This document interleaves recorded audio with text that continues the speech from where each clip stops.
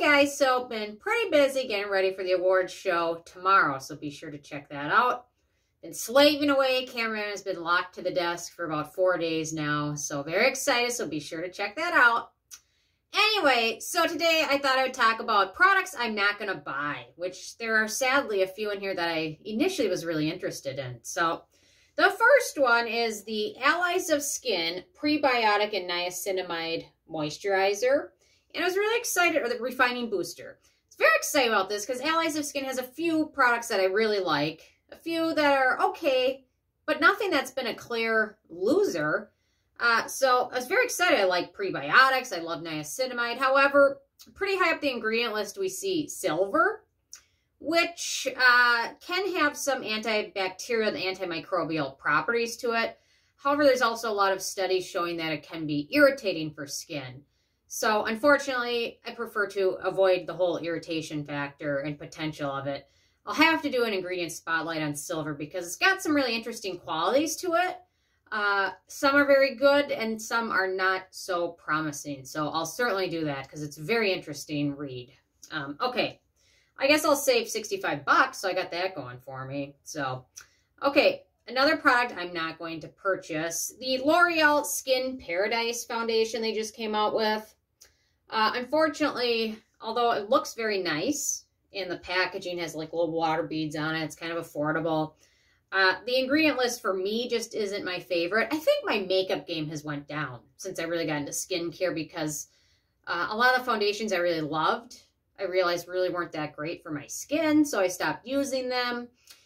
So that's kind of a bummer. And then this one just has some iffy ingredients in it. It's got a heck of a lot of fragrance ingredients in it. Has one sunscreen ingredient, so that's nice. Then it also contains witch hazel water, fragrance, limonene, citronelle. So just several ingredients that I don't want to mess with. I've already got one foundation I think is okay with no fragrance, no witch hazel and things like that. So I'll be passing on that one, although it does look like a nice bargain. Okay, let's see, the Grande Cosmetics. They're the brand that has Grand Lash and the Lash Mascara and things. They came out with 3 new products, hair products. They've got a hair peptide shampoo, a hair peptide conditioner, and a hair peptide leave-in serum.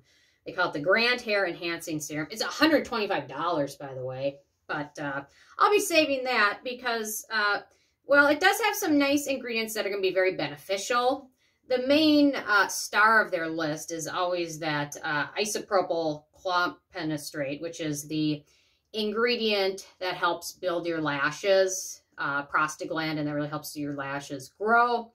However, I did some research on that specific ingredient for actual like hair loss, and the results of most of those studies weren't so flattering. Basically saying that in general, if the hair follicle on your head is dead and hasn't grown, those prostaglandins aren't going to make it suddenly grow. There are other ingredients that might help the hair density and things like that, but if you're really looking for like hair growth, you're not going to get much out of that what do they call it? Isopropyl clopidogrel. Anyway, the prostaglandin that's in the lash serum. Well, it might work for lashes, probably not so much for hair growth, and at that $125 rate, I'm not going to mess around with that. So that is another bummer. And then one more, the Petite and Pretty brand, which is at Ulta. They usually have a few products all year round, and then the holidays they come up with a bit more.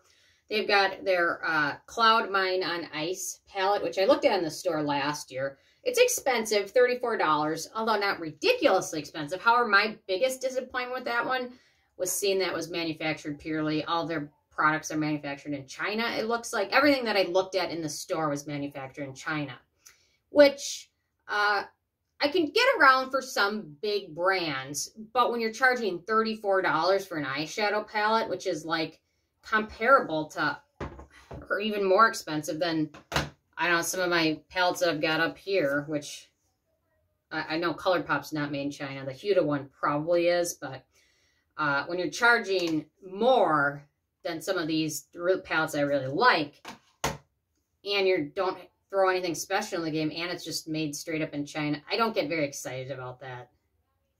I can get over it if the price was like $14 or something, but when you're charging that much more for something and it's just made in the same factory that some of the really cheap products are made in. I just can't get super excited about it. So, and then one more product, the PMD brand. They kind of got their big start with their cleansers or their face scrubs. They came out with a couple skincare products, which is smart because these products, people probably aren't going to repurchase these, or it'll be several years. So, you know, if you want to keep making money, you got to get into products that people are going to use up and repurchase, you know, over and over again. So they come out with a few new skincare products, and one of them is their Soothe Multivitamin Nourishing Toner.